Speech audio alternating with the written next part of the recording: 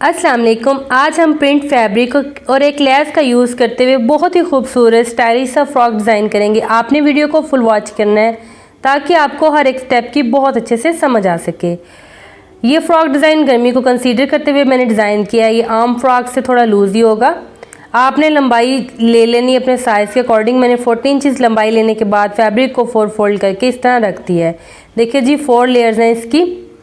ये बंद वाली साइड है इसकी और ये ओपन वाली साइड है। ठीक है, आपने प्रिंट का ख्याल रखते हुए इसकी फोल्डिंग करनी है। मेरा प्रिंट ऑल ओवर में है तो जिस तरह से मर्ज़ी हम इसको रखेंगे तो ये सेट ही आएगा। शोल्डर के लिए मैंने 7 इंच चौड़ाई में निशान लगाया। 4 फोल्ड फैब्रिक का और 7 इंच चौड़ाई का निशान लगाने के बाद नीचे मैंने हल्की सी रेप शेप में मार्किंग की है। अब हमने लंबाई में निशान लगाना है तो लंबाई में भी 7 इंचज़ का मैंने इस तरह से निशान लगा दिया। इन दोनों को निशानों को मिला के इस तरह लाइन अप कर लिया मैंने। अब हमने चेस्ट साइज़ लगाना है तो आपका जो भी चेस्ट साइज़ होगा आपने उससे 1 से 1.5 इंच एक्स्ट्रा मार्जिन लेके ना निशान लगाना है। मेरा 10 इंच तैयार आ रहा था तो मैंने 11 इंच पर इस तरह से निशान लगाया है। अब इस लाइन को इसके साथ मिला देंगे।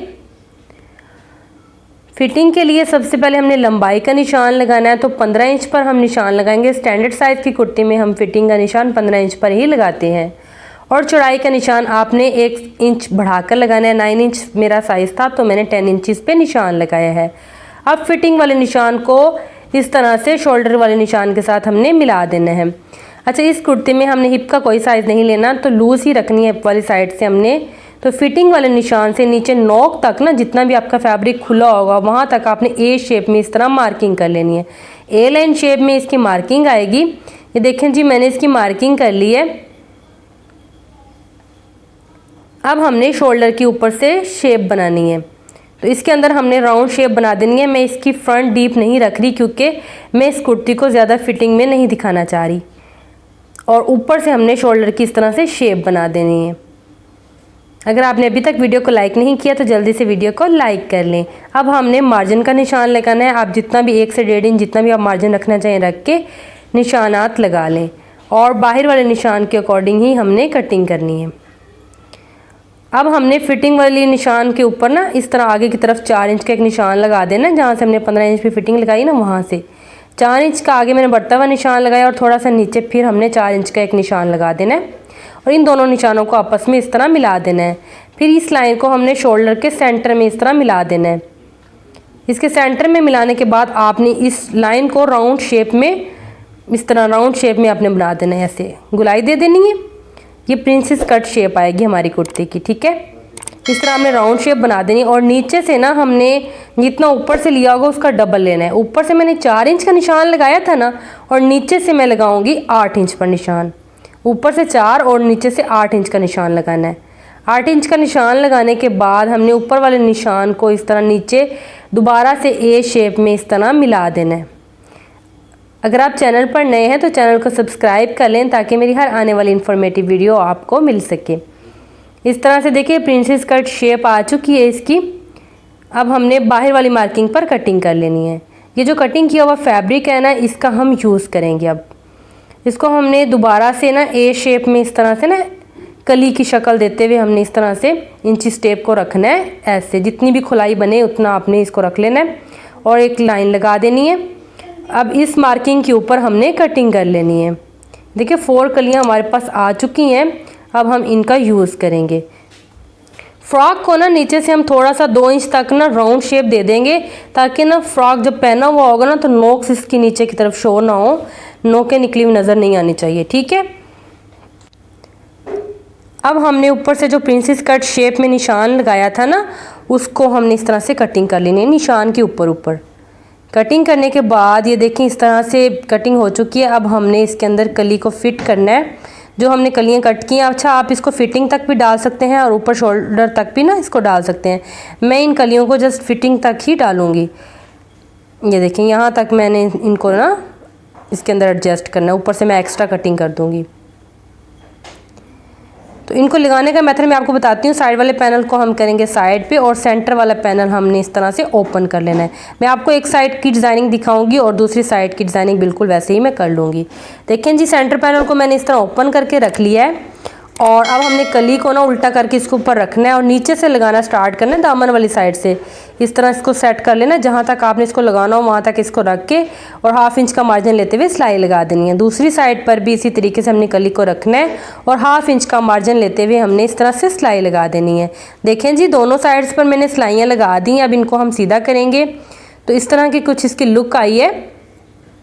ये जो जॉइंट है ना, इसके ऊपर हम शटल लेस का यूज़ करेंगे। आप अगर लेस यूज़ ना भी करना चाहें तो स्किप भी कर सकते हैं, ठीक है। और दूसरा मेथड ये है कि आप गुम सिलाई के साथ भी लेस को लगा सकते हैं। अगर आप कहेंगे तो मैं नेक्स्ट वीडियो में आपको गुम सिलाई के साथ ये फ्रॉक बनाना सिखाऊंगी, ठीक है। अब हमने इस जॉइंट के ऊपर ना लेस को लगाना है और लेस का रुख हमने बाहर की तरफ रखना है, ठीक है। इस तरह से हमने जॉइंट के ऊपर रख के लेस को लगा देना है। दोनों साइडों पर मैंने इस तरह से लेस लगा दी है। अब हमने करने हैं जी साइड पैनल्स अटैच। तो यहाँ से आपने वीडियो को अच्छे से समझ कर देखना है। अब हमने साइड पैनल को लेना है और इनको लगाने का मेथड ये है कि जिस तरह हम स्लीव्स को अटैच करते हैं ना शोल्डर के साथ, थोड़ा थोड़ा फैब्रिक पकड़कर गुलाई में सिलाई लगा रहे होते हैं, तो उसी तरीके से ये सिलाई भी लगेगी। देखें, आपने इसको इस तरह से रखना है और इस तरह आपने थोड़ा थोड़ा फैब्रिक पकड़ते जाना और 1/2 इंच का मार्जिन छोड़कर अपने सारी सिलाई लगा लेनी है इस तरह से। अच्छा, यहाँ पर ना लेस के ऊपर से हमने सिलाई गुजारनी है। लेकिन थोड़ा सा ना कली आगे बढ़ी हुई है ना, उसको आपने छोड़ देना है। लेस के साथ से ही यहाँ से आपने घुमा कर लेकर आना है ताकि इस तरह हमारी प्यारी सी ना यहाँ से नोक सी शो हो जब हम इसे सीधा करेंगे, ठीक है। दोनों साइड पर आपने इस तरह से साइड पैनल्स को लगा लेना है। मैं इनको लगा लेती हूँ, फिर आपको दिखाती हूँ। प्यारी सी राउंड शेप आएगी यहाँ पर हमारी, तो मैं आपको लगा कर दिखाती हूँ। ये देखें जी, मैंने इन दोनों साइड्स पैनल्स को अटैच कर दिया है। ये देखें, दूसरी साइड से भी। अब इसको सीधा करते हैं और ये जो हमारी शेप आई है ना, इसके ऊपर भी हम लेस को यूज़ करेंगे। और अब लेस का रुख हम बाहर की तरफ रखेंगे ताकि जो कली है ना उसके आमने सामने लेस आए, ठीक है। मैं आपको रख के दिखाती हूँ। अगर आपने अभी तक वीडियो को लाइक नहीं किया है तो प्लीज़ मेरी वीडियो को लाइक करें, मेरे चैनल को भी सब्सक्राइब कर दें। कमेंट बॉक्स में अपनी राय दीजिएगा कि आपको मेरी डिज़ाइनिंग कैसी लगी है। देखें जी, इस तरह से हमने लेस को रख के जो हमारा जॉइंट है ना उसके ऊपर हमने ईजी है बिल्कुल रख के हमने सिलाई लगा देनी है। तो सिलाई लगाकर मैं आपको दिखाती हूँ। ये देखें जी, मैंने दोनों साइड पर इस तरह से प्रिंसेस शेप में ना लेस को लगा दिया। अभी मैंने इसको कोई प्रेस नहीं किया। जब मैं इस ड्रेस को पूरा स्टिच कर लूँगी फिर इसकी प्रेसिंग करूँगी। फिर आप देखिएगा कितनी खूबसूरत इसकी लेस की लुक आएगी। देखिए, यहाँ ऊपर से सिंगल लेस, नीचे से इस तरह डबल हो रही है ना, कितनी प्यारी शेप आई है। अच्छा, यहाँ से हमने राउंड रखा था ना साइड से थोड़ा सा, तो यहाँ पर कली सीधी थी तो यहाँ बढ़ गई है थोड़ी सी, तो इसको भी हम राउंड शेप में कटिंग कर देंगे। फ्रंट एंड बैक साइड किस तरह डबल फोल्ड करके सेट कर लेना है और आपने यहाँ से हल्की सी राउंड शेप बना देनी है। ज़्यादा आपने कटिंग नहीं करना, फिर लेंथ हमारी कम हो जाएगी, ठीक है। अगर आपने लेंथ थोड़ी ज़्यादा रखी होगी तो फिर आप जिस तरह से मर्ज़ी कटिंग कर सकते हैं, लेकिन मैंने पूरी रखी हुई है तो मैं यहाँ से हल्का हल्का कट करके इसको राउंड शेप में इस तरह बना दूँगी। ये देखें जी, मैंने इसकी राउंड शेप बना दी है। आप देख लें हर साइड से बिल्कुल बराबर है। नेक बनाने के लिए ना सबसे पहले हमने शर्ट को इस तरह से डबल फोल्ड करना है और इसकी सेंटर में ना क्रीज़ बनानी है प्रेस से। क्रीज़ लाइन बनाने के बाद हमने इसको इस तरह उल्टा फोल्ड मतलब उल्टा करके ना शर्ट को सीधा कर लेना है और ऊपर से नेक वाली साइड से नीचे की तरफ हमने 3.5 का एक निशान लगाना है। एक बुकरम का पीस कट किया है मैंने, 1 इंच इसकी चौड़ाई है और 13 इंच इसकी लंबाई है। जो हमने निशान लगाया उससे नीचे हमने ये सेंटर में इसको प्रेस की हेल्प से पेस्ट कर देना है। इसको पेस्ट करने के बाद हमने शर्ट को दोबारा डबल फोल्ड करना है और ये क्रीज़ लाइन हमारी गुम हो गई थी, इसको हमने दोबारा से बनाना है प्रेस के साथ। तो ये देखिए जी, इसके ऊपर हम प्रेस करेंगे तो फिर से हमारी ये क्रीज़ लाइन बनकर आ जाएगी हमारे पास।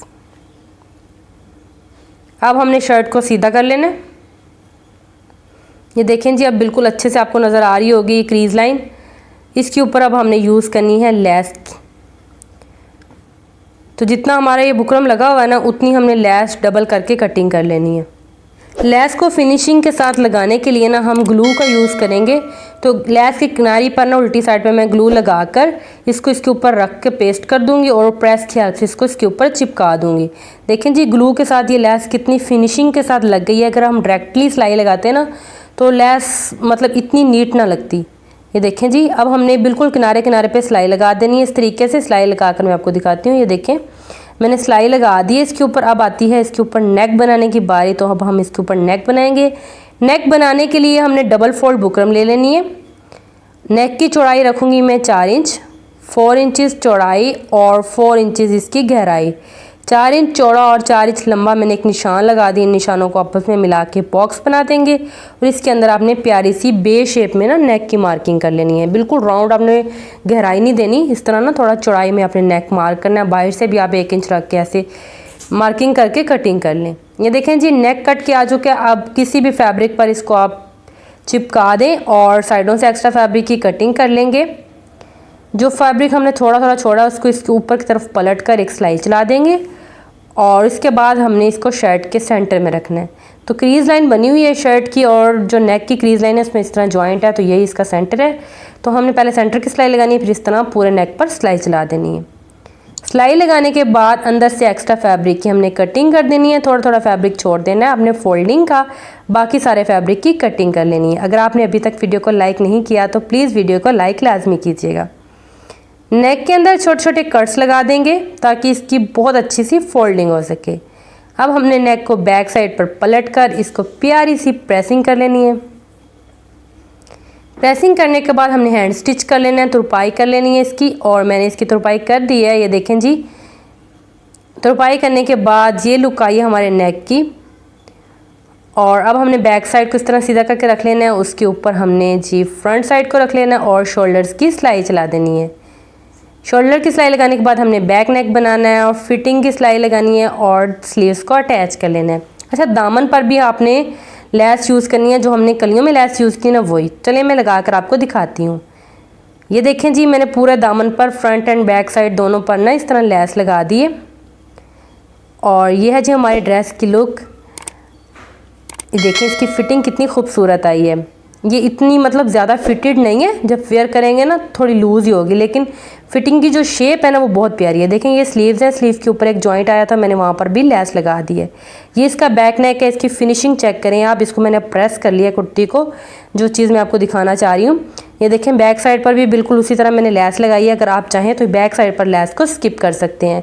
दामन पर भी मैंने लैस को यूज़ किया है। अब मैं आपको ड्रेस की फुल लुक दिखाऊँगी कि ये पहनने के बाद, बनने के बाद इसका फ्लेयर कितना आया है। देखें एक आम सा प्रिंट था, 2.5 मीटर फैब्रिक था। इसमें मैंने मीडियम जो साइज़ होता है ना एवरेज स्टैंडर्ड साइज़, उस साइज़ में मैंने ये कुर्ती बनाई है और ये बहुत खूबसूरत लग रही है बनने के बाद। जब आप इसे खुद ट्राई करेंगे फिर आपको आइडिया होगा कितनी प्यारी लग रही है। ये मुझे पर्सनली बहुत पसंद आई है। अगर आपको भी पसंद आई तो वीडियो को लाइक कर दें और कमेंट बॉक्स में आपने अपनी प्यारी सी राय देनी है कि आपको मेरी ये एफर्ट्स कैसी लगी है। नेक्स्ट इसी तरह की वीडियोज़ देखने के लिए आप मेरे चैनल को सब्सक्राइब कर सकते हैं और कमेंट बॉक्स में आप बता सकते हैं कि आपको किस टाइप की डिज़ाइनिंग चाहिए। मैं आपके फरमाइश पर भी वीडियो बनाऊँगी। मुझे उम्मीद है कि आपको मेरी ये डिज़ाइनिंग पसंद आई होगी। वीडियो को लाइक करके मेरे चैनल को सब्सक्राइब कर दें। Thanks for watching.